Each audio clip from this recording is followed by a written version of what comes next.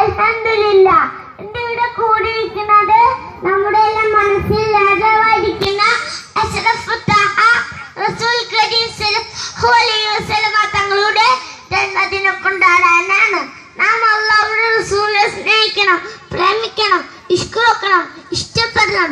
ഇങ്ങനെയാണ് നാം അല്ലാഹുവിന്റെ റസൂലിനെ സ്നേഹിക്കേണ്ടത്. അല്ലാഹുവിന്റെ റസൂൽ അവരിൽ സലാത്ത് ചൊല്ലിക്കൊണ്ടാണ് അസ്സലാത്തു അലൻ നബി വസ്സലാമു അലാ റസൂൽ അഷ്ഫീഉൽ അബ്തഈർ വൽ ഹബീബുൽ അറബി. ഇങ്ങനെ സലാത്ത് ചൊല്ലുക. ഈ സലാത്തെല്ലാം അല്ലാഹു റസൂൽ റൗളയിലേക്ക് ചെല്ലുന്നതാണ്. അങ്ങനെ ചെല്ലുമ്പോൾ അല്ലാഹുവിന്റെ റസൂലിന്റെ റൗളയിൽ നിന്ന് നമുക്ക് ഇഷ്ക് വരുന്നു, സ്നേഹം വരുന്നു, പ്രേമം വരുന്നു. അതുകൊണ്ടാണ് ഹദീസിൽ പറഞ്ഞിട്ടുണ്ട് യൗമിനഹദുക്കും അതഅകുന അഹബൈലഹി മിൻ വാലിദിഹി വവലദിഹി വന്നാസി അജ്മഈൻ.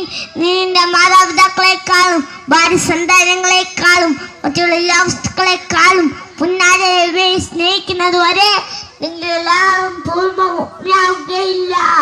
അതുകൊണ്ടാണ് അല്ലാഹുവിന്റെ റസൂലിനെ സ്നേഹിക്കണം എന്ന് പറഞ്ഞിട്ടുള്ളത്. ഇത്രയും പറഞ്ഞുകൊണ്ട് ഞാൻ എൻ്റെ വാക്കുകൾ നിർത്തുന്നു. അൽഹംദുലില്ലാഹി റബ്ബിൽ ആലമീൻ. അസ്സലാമു അലൈക്കും വറഹ്മത്തുള്ളാഹി തആല വബറകാതുഹു.